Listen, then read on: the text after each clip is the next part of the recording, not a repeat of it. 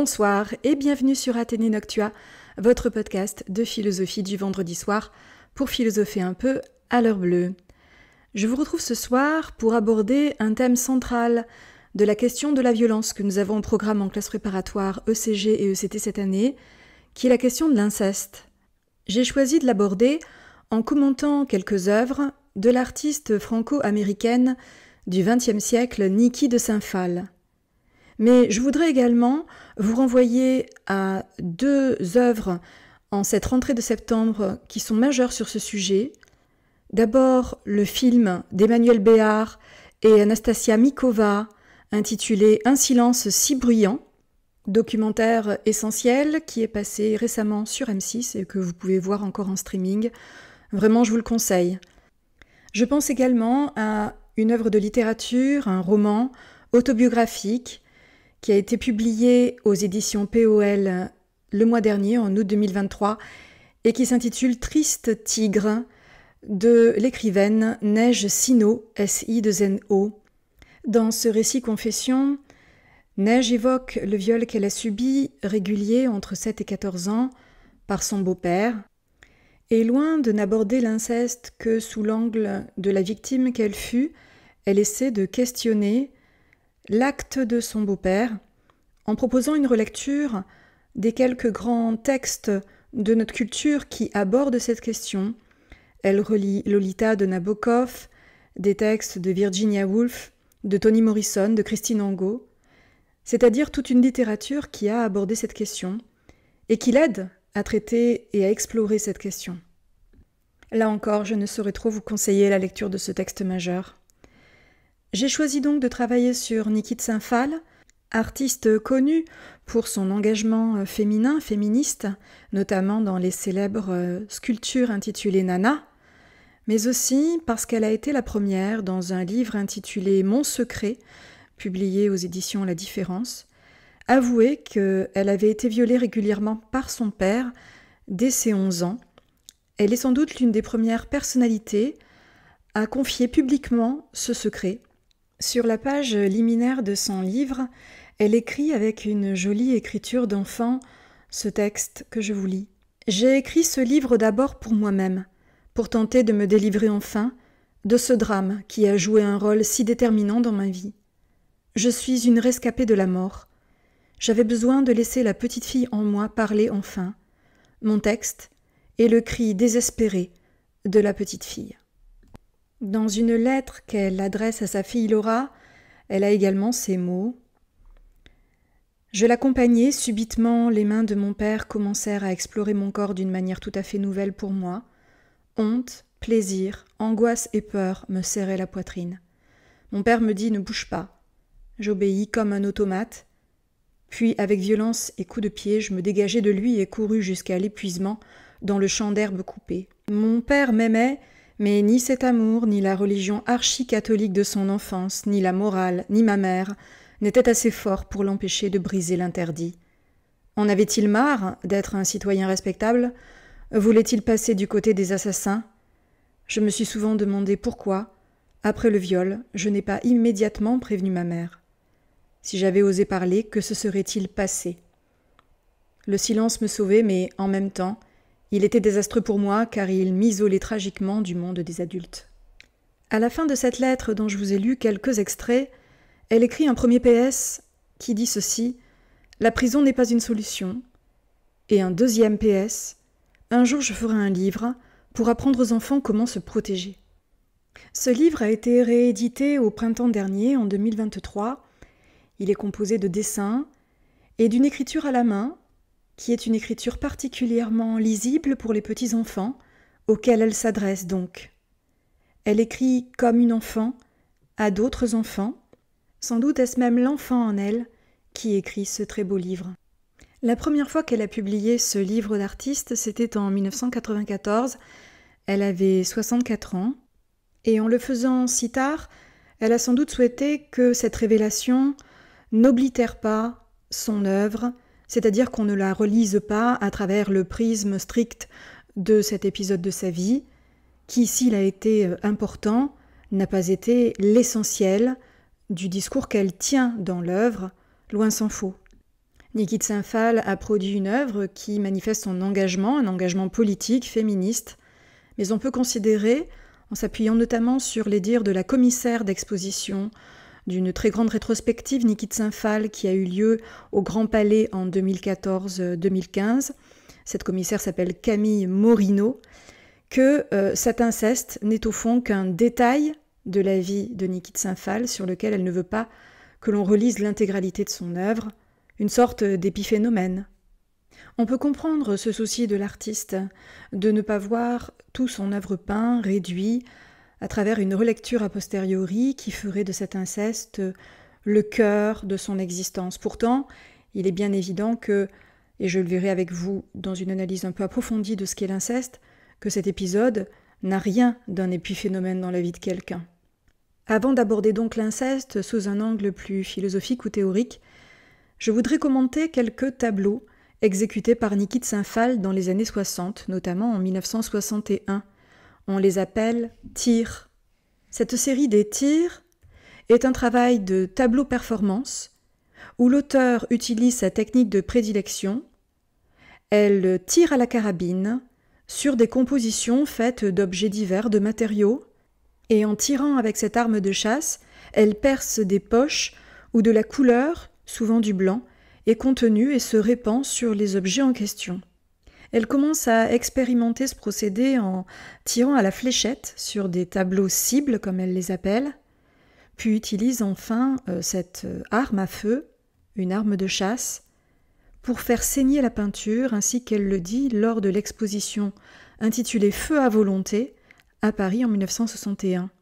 Parmi les silhouettes sur lesquelles elle fait éclater cette peinture sanguinaire, il y a celle de son père haï qui la viole donc à l'âge de 11 ans.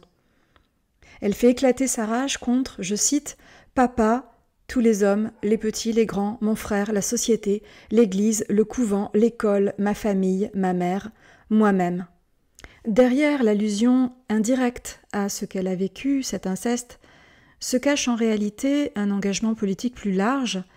Elle s'attaque à un monde secoué de convulsions violentes, les guerres, les massacres, Hiroshima, Nagasaki, la guerre d'Algérie, et conçoit ses propres œuvres comme des guerres sans victimes, dit-elle, des œuvres où elle tue la peinture elle-même. Ainsi, l'inceste s'inscrit pour elle dans le vaste ensemble des violences de son siècle, des violences politiques, des violences contre les Noirs, contre les hommes atteints du sida, contre les femmes. Femmes qu'elle représente girondes, libérées, à la taille impressionnante dans ses sculptures, réalisées elles aussi dans les années 60, intitulées les nanas. Ces femmes-là semblent danser, dotées d'une énergie immense, elles n'ont pas été brisées par l'inceste. Pour autant, et c'est ce que révèle notamment la commissaire de l'exposition dont je parlais tout à l'heure, Camille Morino, l'art de Niki de Saint-Phalle est un art parricide. Il s'agit de tuer le père. Niki de Saint-Phalle a notamment produit ce qu'on appelle la mort du patriarche, une performance, un happening où elle tire à la carabine sur une composition représentant le buste du père, orné de différents attributs masculins, comme des armes, des canons, etc. Par là, elle s'attaque non pas à son père en particulier, mais à l'ordre patriarcal en général. Cet art répond à la violence par la violence, mais une violence qui, on le voit, ne fait ni mort ni victime. Peut-on d'ailleurs encore parler de violence si elle ne nuit à personne, si elle n'est que la violence du geste, et une violence qui est devenue le moteur de la création? L'art a une dimension vitale. L'art fabrique et crée. Or, dans Mon secret, son ouvrage témoignage, elle écrit « Le viol, c'est la mort ». Le viol est donc aux antipodes de la fabrication de l'œuvre d'art. Son art, violent dans sa manière, est un art qui dénonce la violence et qui dénonce notamment le tabou de l'inceste. Je reviendrai à présent sur la question de l'inceste en tant que tel. Et j'ai choisi de l'aborder à travers le texte de l'auteure Christine Angot, ANGOT, qui a publié 2 ouvrages sur l'inceste qu'elle a subi à titre personnel entre 13 et 26 ans de la part de son père, dans un premier texte intitulé « Inceste », bien connu, et dans un autre, dont je citerai quelques extraits, qui s'intitule « Le voyage dans l'Est ». Voici ce qu'elle écrit. Pour vous, l'inceste, c'est juste un truc sexuel. Vous ne comprenez pas. Vous ne comprenez pas. C'est le pouvoir ultime du patriarcat. C'est le sceptre, l'accessoire par excellence, le signe absolu d'un pouvoir privé qui s'exerce dans un cercle et qui est respecté au-delà du cercle par tous ceux qui s'inclinent devant le rapport d'autorité. Je suis chez moi, je fais ce que je veux, j'ai le droit de ne pas reconnaître la réalité, je nie ce qui est, j'ai même le droit de ne pas reconnaître ma fille comme ma fille. Alors dans ce texte paru en 2021, il est question donc d'un pouvoir. Et d'un pouvoir singulier, puisque c'est le pouvoir ultime du patriarcat, dit le texte. Ce pouvoir du patriarcat s'exerce donc de manière violente. L'individu, dans sa sphère privée, considère qu'il a, comme une espèce de tyran, tout le droit, y compris celui de nier ce qui est, de ne pas considérer sa fille comme sa fille, mais de la traiter comme un objet sexuel. En précisant que l'inceste n'est pas d'abord un truc sexuel, Christine Angot insiste bien sur la dimension complexe de ce qu'est l'inceste, qui est essentiellement un rapport de pouvoir dans la sphère privée. En effet, des individus qui d'autre part sont des gens tout à fait respectables dans leur travail, dans leurs relations sociales, c'est-à-dire dans la sphère publique, peuvent tout aussi bien devenir incestueux dans la sphère privée, comme si l'espace de la maison échappait à la loi, comme si, passé la porte de sa maison, la loi n'avait plus cours. En effet, commettre cet inceste, c'est d'abord commettre une infraction majeure à l'égard d'une loi fondatrice des sociétés humaines. Claude Lévi-Strauss, dans Les structures élémentaires de la parenté, explique le passage de la nature à la culture par le fameux interdit de l'inceste. La prohibition de l'inceste, c'est cette idée qu'il faut, pour fabriquer un village, une société, une relation à l'autre, sortir du cadre familial.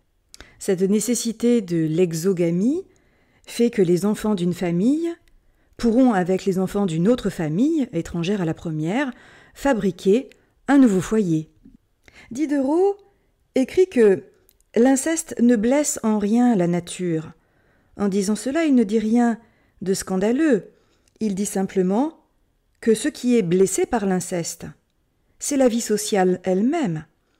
C'est la possibilité d'un rapport à l'autre qui s'inscrivent dans le cadre social ou civilisationnel. Entrer en société, fabriquer ce tout social, c'est renoncer à l'assouvissement d'un certain plaisir que l'on pourrait trouver au sein des familles. Il est facile, en effet, d'avoir cette sexualité, puisque l'inceste trouve l'objet de sa jouissance au sein de la famille. L'enfant est là, disponible. Pour autant, ça n'est pas la disponibilité de l'enfant ou du sujet familial qui motive l'inceste. C'est précisément l'interdit civilisationnel qui le précède. Ce qui, en quelque sorte, anime l'individu incestueux, c'est d'enfreindre l'interdit. En effet, considérant que l'ordre social frustre la plupart de ses désirs, le sujet peut vouloir, contre la société, se satisfaire hors ce cadre de la sphère publique. La maison est toute trouvée pour être le lieu de cette satisfaction perverse. Et c'est bien cet aspect que fait entendre Christine Angot dans l'extrait que je viens de vous lire. On est détenteur d'un sceptre quand on entre dans sa maison et qu'on en a fermé la porte à clé. Le sujet se sent, parce qu'il est le patriarche, le maître des lieux. Ici, c'est lui qui fait la loi, qui l'invente, qui la produit. Il ne se sent plus soumis, contraint par la loi qui, d'après lui, ne concerne que la sphère publique, la sphère extérieure à la maisonnée. Alors pourquoi dire que cette violence de l'être qui soumet à l'inceste son enfant est une violence perverse ? D'abord parce qu'il y a un plaisir à l'infraction de la loi, ce que nous venons de poser, mais également parce que il n'est pire violence que celle qui se présente sous les apparences d'un amour sans limite. Les parents incestueux justifient souvent leurs actes par l'attachement qui est le leur à leur progéniture, à laquelle ils font de grandes déclarations d'amour. Neige Sinaud, dans son ouvrage Triste Tigre, évoque la façon dont son beau-père parlait à propos de l'inceste de câlin, terme que nous associons spontanément à une bienveillance, à une douceur toute maternelle ou paternelle, mais sûrement pas à un viol.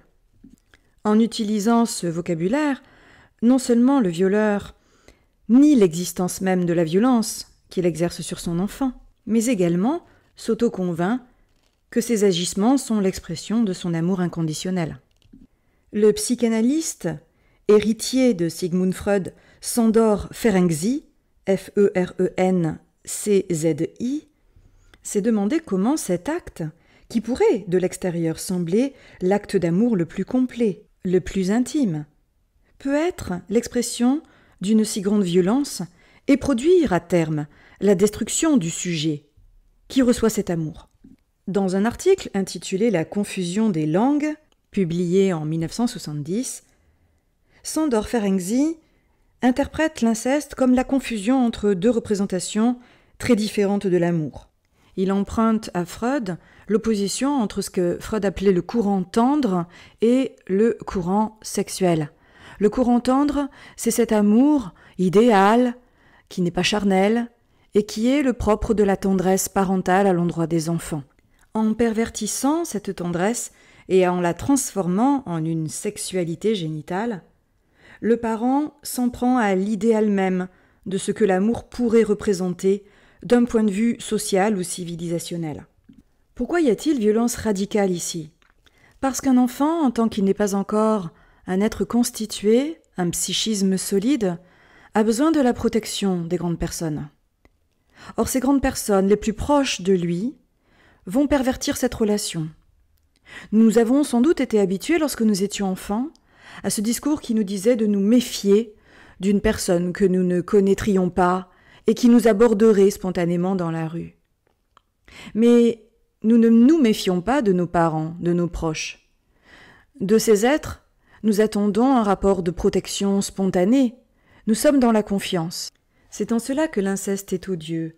En tant que l'adulte profite de l'élan premier et spontané de l'enfant, de sa quête d'amour, de reconnaissance, pour le prendre au piège de la satisfaction de son désir pervers.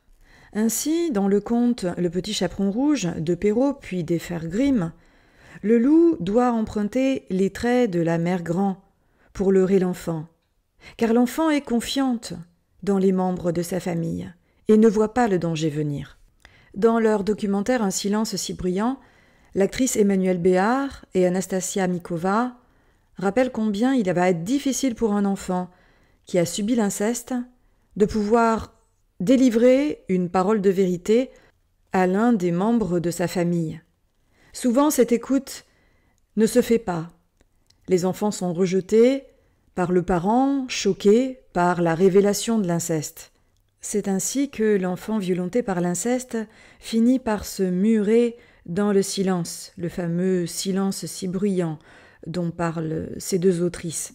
Un silence imposé par le parent incestueux, un silence aussi qui est celui de la honte, d'un sentiment de culpabilité lié à la jouissance paradoxale que cet acte sexuel peut produire chez l'enfant, et que l'auteur Gérard Bonnet, dans son Que sais-je sur les perversions sexuelles, associe à ce qu'il appelle une sexualité totalitaire. En effet, de même que le régime totalitaire détruisait la personne, au sens moral, psychique du terme, la sexualité invasive, envahissante du parent incestueux empêche le sujet de devenir sujet, le réduit à un objet, le réifie, jusqu'à ce que l'enfant se sente devenu déchet, déjection.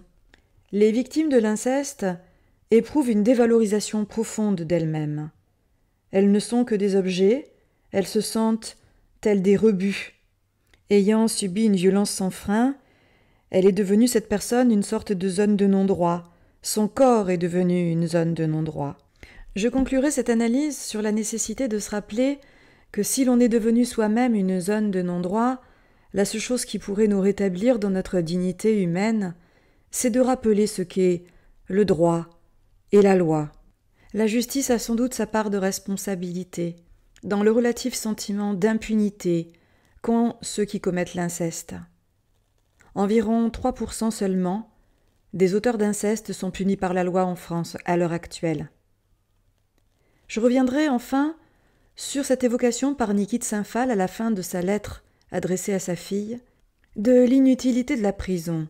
Pour elle, la solution n'était pas la prison. L'auteur Gérard Bonnet, que j'ai cité tout à l'heure, auteur d'un ouvrage intitulé « La perversion, se venger pour survivre », fait apparaître combien l'inceste est souvent la résultante d'une histoire familiale complexe ou des carences affectives, des confusions entre l'amour charnel, l'amour génital et la tendresse, paternelle ou maternelle, ont été structurants du comportement violent du sujet incestueux. La compréhension de ces mécanismes est sans doute dans l'esprit de Niki de Saint-Phalle tout aussi essentielle que la sanction que constitue la prison pour l'individu qui a violenté un enfant, son enfant. Cette analyse s'achève, je vous remercie de l'avoir suivie, je vous remercie de votre fidélité. Je vous retrouve très vite pour philosopher un peu à l'heure bleue ensemble.